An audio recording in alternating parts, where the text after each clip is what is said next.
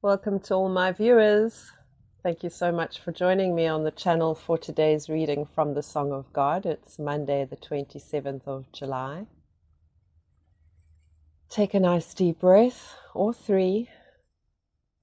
You're invited to pour yourself a coffee or a tea. Settle your heart and your mind and prepare for the light knowledge that I would like to share with you. I am hoping, as the months progress towards the end of the year, that we can start realizing the importance of this guidance daily to give us the nourishment, the clarity, and the heart healing that we need to move forward with our intentions.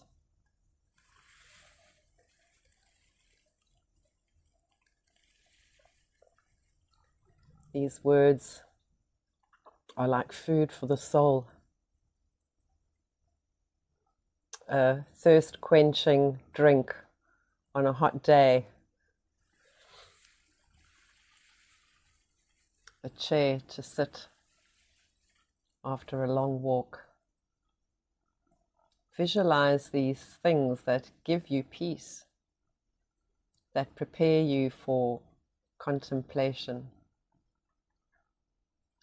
Find yourself in the presence of that peace. Here with me, with our community, a community that is conscious and aware of what is going on in this world. We've been warned for a very long time now, and we are on the precipice of massive change across the globe. We are definitely not stuck. We put ourselves in the center of it all. In our minds, we are constantly regurgitating what is there. If it is any low vibrational energies, your own ego lying to you about blame, shame, and guilt, we need to start instructing ourselves, taking the tools from this light knowledge and applying it to certain unbelievable actions, believing in these instructions of timeline and portal jumping, almost like we've seen in movies like Airbender and The Incredibles. Actually, any Marvel movie, any movie where we see these superheroes being able to do all these marvelous things. Where do you think all of this came from? Not just one man's imagination, for sure.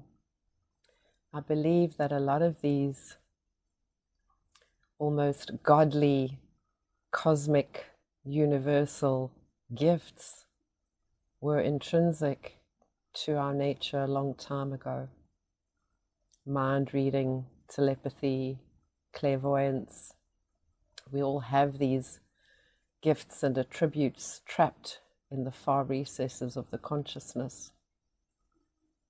And we can be assured by the truth that has been leaked and divulged. In some sense, we can say, thank you, AI, for deciphering and decoding all of these things that we are able to now, that is giving us all this ancestral wisdom in real time. And as we start decoding, purging, and releasing whatever has kept us trapped and conditioned into this 3D reality matrix, we move into manifestation, the 4D realm of dreams, visions. Perhaps there's hope there too. Perhaps even our hope in times of stress, strife, grief, we can also realize that we're in a conscious state of being, and by one thought, we can flip that to help us change a timeline. And if we are trying to control that, we might as well be trying to control the hand of God at the same time.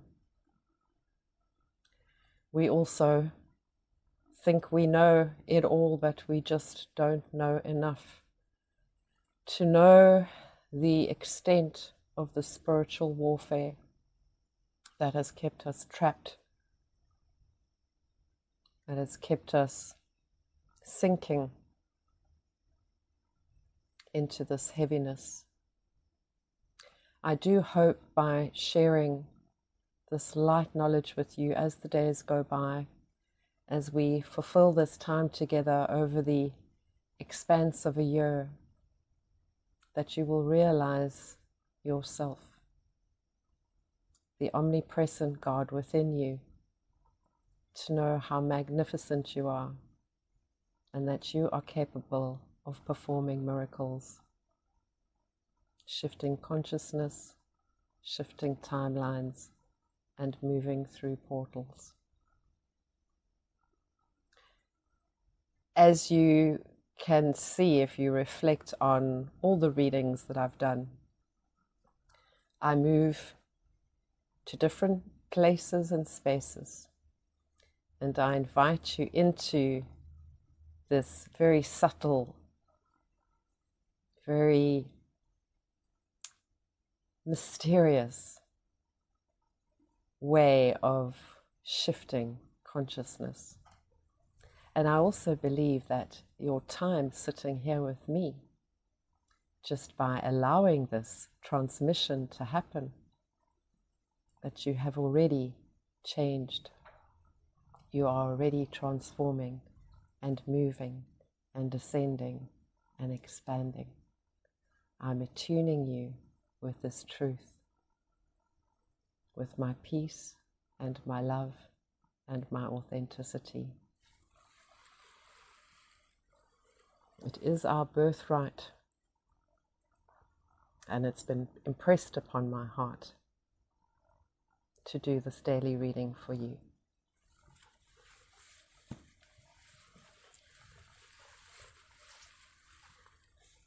Among weapons, I am the thunderbolt. Among cows, I am the wish-fulfilling cow. I am the god of love, the progenitor. Among serpents, I am Vasuki. I am Ananta among the Nara. I am Varuna among water deities. Aryaman among the mains am I. I am Yama among the governors. I am Prahlada among the demons. Among the reckoners, I am time. Among beasts, I am their king, the lion, and Garuda among birds. Among the purifiers, I am the wind. Rama among the warriors am I. Among fishes, I am the shark. Among rivers, I am the Ganga. It's a comparison between that which is calm and that which is destructive, that which is there for creation and that which is there to destroy. So many times I've moved between these two parallels, and being at Rishikesh, the source center of my awakening and my attunements to Shakti energy, and the opposite of that, when I saw the degradation of the souls that I was serving on the streets, I often feel that this overwhelming, blissful love and the potential of that is also, it's just as much of a powerful force as if I were to take my hand and move it across a table and wipe that slate clean. move everything out of my path so that I can. And that can is just literal, what am I going for? It's just this want to move forward without any restrictions into a new version of myself. And so often I've called for this, I've willed it, I have beaten my chest for it. I've done so many things to release and renounce the entrapments, to try and move up these levels to get to the ceiling where freedom is. Why is it so difficult to get to that point where you can really harness the expansive view, all the options that are available to you, so that you can choose? So that you can choose what timeline is the best, because so many things keep coming in and out of our reality from the past. When we're grieving, we must understand we're not losing anything if it is all energy. But to try and accept something like betrayal in your life, to be able to deal with the grief of that betrayal, when we have had that shock to our system, we are attaching a part of our conscious being to a past reality or a past timeline. And if we are not able to get closure for that, if we are not able to get resolve for that, or trust it, or forgive it, whatever is needed to parcel and package it and welcome it back into the shadow, or back into the being, back into the heart space or love, what is it transmuted into? It can become an overwhelming, heavy energetic burden that becomes an oppressive demonic force in your life. And it will stop you from ever getting to the balanced, harmonious state of your own being, to be able to get you into that awakening phase. With great tact, wisdom, and circumspection, Lord Krishna introduces here objects and concepts that are generally regarded as evil by man. Weapons are evil, but God is the thunderbolt, the most terrible among them, equal to a number of 500 megaton hydrogen bombs together. He is not only the celestial wish-fulfilling cow, but also the chief of poisonous and non-poisonous serpents. He is the god of love, whom sages and yogi dread. Even so, he is the shark, the lion, and so on. All these have their own place in God's plan. We do not remember this, and hence we fear them and regard them as evil and unnecessary. They seem to be unpleasant to our self-centered, self-loving, and luxury-addicted personality, and hence we hate them. Yet the more we push them away, the more we cling to them. I am Yama among the governors. But for Yama, identified with death, this world would not even have standing room for the population, and the aged would be compelled to lead an existence worse than death. Yama, or death, regulates all things in this world. Without such a governor, the pendulum might swing too much towards one extreme. There is great good within that we regard as evil. The inclusion of Prahlada's name in this list is indicative of this.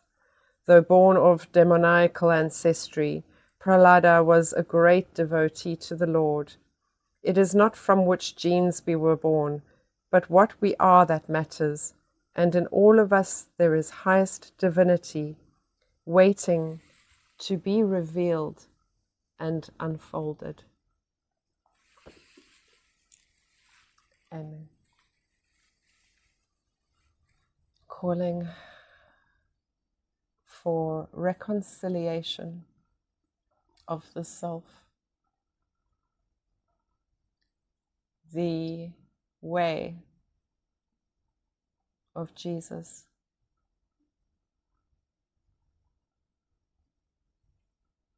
To walk in footsteps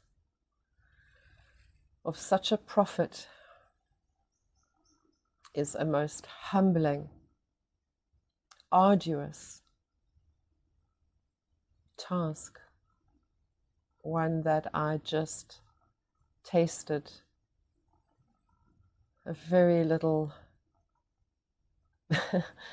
in the context of time. In a blink of the eye, I was attuned and went through an incredible, enlightening transformation at the end of 2016.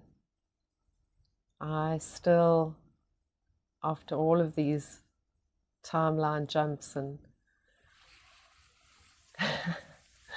portal experiences, still don't really give myself the benefit of the doubt for that experience, because enlightenment happens in a moment. It really does. One almost doesn't want to hold on to that feeling, because it's a powerful secret, and one that requires an intense amount of responsibility to harness and hold. For me to be here in my authentic vibration, to be able to deliver the truth of these words to you,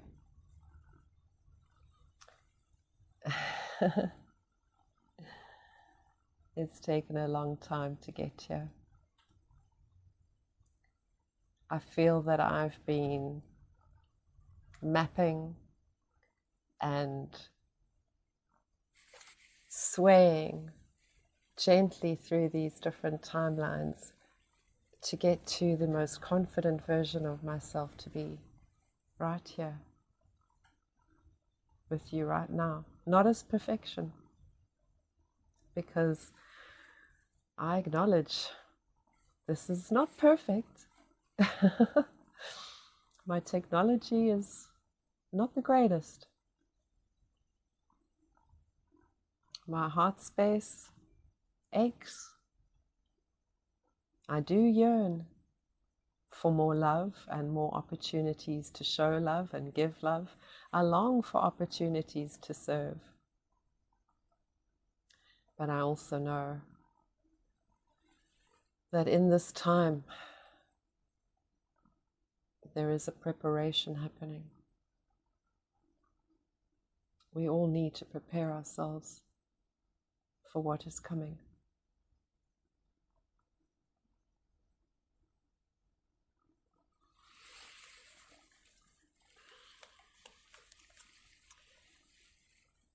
Here is